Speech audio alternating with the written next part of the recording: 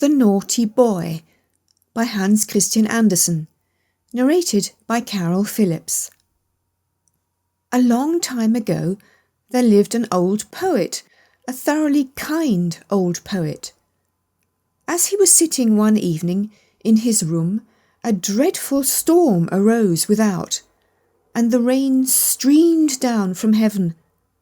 But the old poet sat warm and comfortable in his chimney corner, where the fire blazed and the roasting apple hissed. "Those who have not a roof over their heads will be wetted to the skin," said the good old poet. "Oh, let me in! Let me in! I am cold and I am so wet!"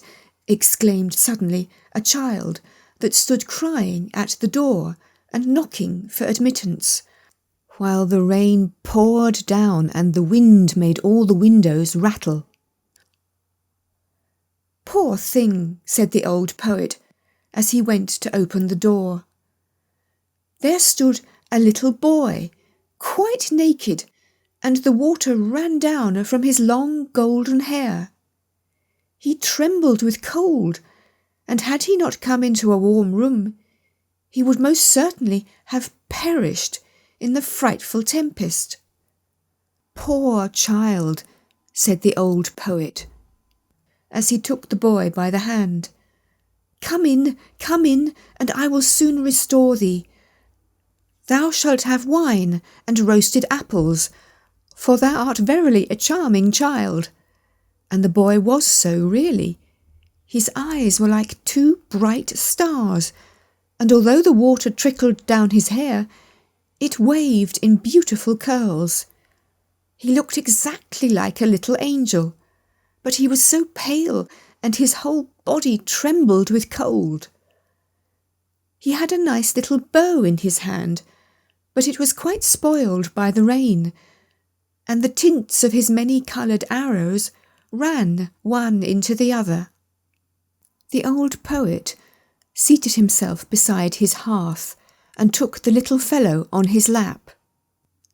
He squeezed the water out of his dripping hair, warmed his hands between his own, and boiled for him some sweet wine.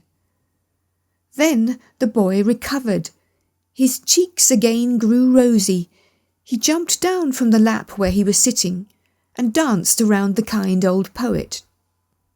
"You are a merry fellow," said the old man. "What's your name?" "My name is Cupid," answered the boy. "Don't you know me? There lies my bow. It shoots well, I can assure you. Look, the weather is now clearing up, and the moon is shining clear again through the window." "Why, your bow is quite spoiled," said the old poet. "That was sad indeed," said the boy, and he took the bow in his hand and examined it on every side. "Oh, it is dry again and is not hurt at all. The string is quite tight. I will try it directly." And he bent his bow, took aim, and shot an arrow at the old poet right into his heart. "You see now that my bow was not spoiled," said he, laughing, and away he ran. The naughty boy, to shoot the old poet in that way, he who had taken him into his warm room, who had treated him so kindly, and who had given him warm wine and the very best apples. The poor poet lay on the earth and wept, for the arrow had really flown into his heart. "Fie," said he, "how naughty a boy Cupid is! I will tell all children about him, that they may take care and not play with him, for he will only cause them sorrow and many a heartache." And all good children, to whom he related this story, took great heed of this naughty Cupid. But he made fools of them still, for he is astonishingly cunning.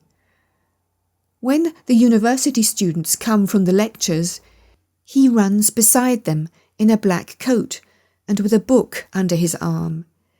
It is quite impossible for them to know him, and they walk along with him arm in arm, as if he too were a student like themselves. and then, unperceived, he thrusts an arrow to their bosom.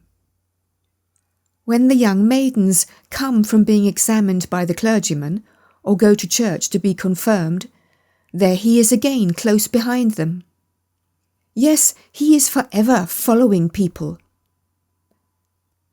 At the play, he sits in the grand chandelier and burns in bright flames, so that people think it is really a flame, but they soon discover it is something else. He roves about in the garden of the palace and upon the ramparts. Yes, once he even shot your father and mother right in the heart. Ask them only, and you will hear what they'll tell you. Oh, he is a naughty boy, that Cupid. You must never have anything to do with him. He is forever running after everybody.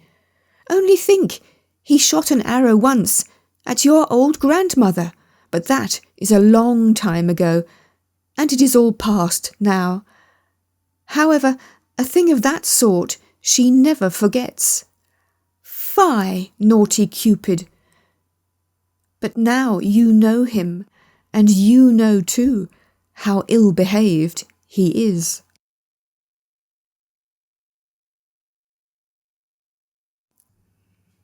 A biography of Hans Christian Andersen, narrated by Carol Phillips. Hans Christian Andersen, often referred to in Scandinavia as H.C. Andersen, born 2nd of April 1805, died 4th of August 1875, was a Danish author. Although a prolific writer of plays, travelogues, novels and poems, Andersen is best remembered for his fairy tales. Andersen's popularity is not limited to children. His stories, called eventyr in Danish, express themes that transcend age and nationality. Andersen's fairy tales, of which no less than 3,381 have been translated into more than 125 languages, have become culturally embedded in the West's collective consciousness, readily accessible to children, but presenting lessons of virtue and resilience in the face of adversity for mature readers as well.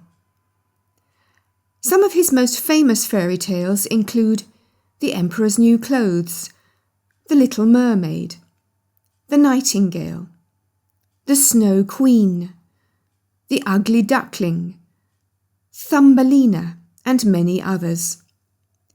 His stories have inspired ballets, plays, and animated and live-action films.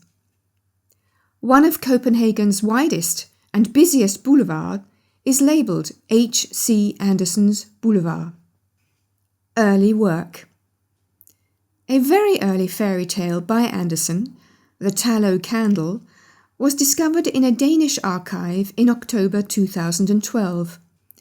The story, written in the 1820s, was about a candle that did not feel appreciated. It was written while Andersen was still in school and dedicated to a benefactor in whose family's possession it remained until it turned up among other family papers in a local archive. In 1829, Andersen enjoyed considerable success with the short story A Journey on Foot from Holman's Canal to the east point of Amager. Its protagonist meets characters ranging from St. Peter to a talking cat. Andersen followed this success with a theatrical piece, Love on St. Nicholas's Church Tower, and a short volume of poems. Although he made little progress writing and publishing immediately thereafter, in 1833 he received a small travel grant from the king, thus enabling him to set out on the first of many journeys through Europe. At Jura, near Le Locle in Switzerland, Andersen wrote the story Agnete and the Merman. He spent an evening in the Italian seaside village of Sestre Levante the same year, inspiring the title of The Bay of Fables. In October 1834, he arrived in Rome. Andersen's travels in Italy were to be reflected in his first novel, a fictionalized autobiography entitled The Improvisers, published in 1835 to instant acclaim. Fairy tales and poetry. Andersen's initial attempts at writing fairy tales were revisions of stories that he had heard as a child. Initially, his original fairy tales were not met with recognition, due partly to the difficulty of translating them. In 1835, Andersen published the first 2 installments of his fairy tales. More stories, completing the first volume, were published in 1837. The collection comprises 9 tales, including The Tinder Box, The Princess and the Pea, Thumbelina, The Little Mermaid, and The Emperor's New Clothes. The quality of these stories was not immediately recognised, and they sold poorly. At the same time, Andersen enjoyed more success with 2 novels, O.T., published 1836, and Only a Fiddler, published 1837. The latter work was reviewed by a young Søren Kierkegaard. After a visit to Sweden in 1837, Andersen became inspired by Scandinavism and committed himself to writing a poem that would convey the relatedness of Swedes, Danes, and Norwegians. In July 1839, during a visit to the island of Funen, Andersen wrote the text of his poem Jeg en Skandinav, I am a Scandinavian, to capture, quote, the beauty of the Nordic spirit, the way the 3 sister nations have gradually grown together, end quote, as part of a Scandinavian national anthem. Composer Otto Lindblad set the poem to music, and the composition was published in January 1840.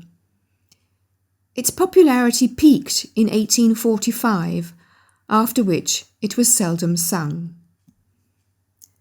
Andersen returned to the fairy tale genre in 1838 with another collection, Fairy Tales Told for Children, new collection, first booklet, which consists of The Daisy, The Steadfast Tin Soldier, and The Wild Swans.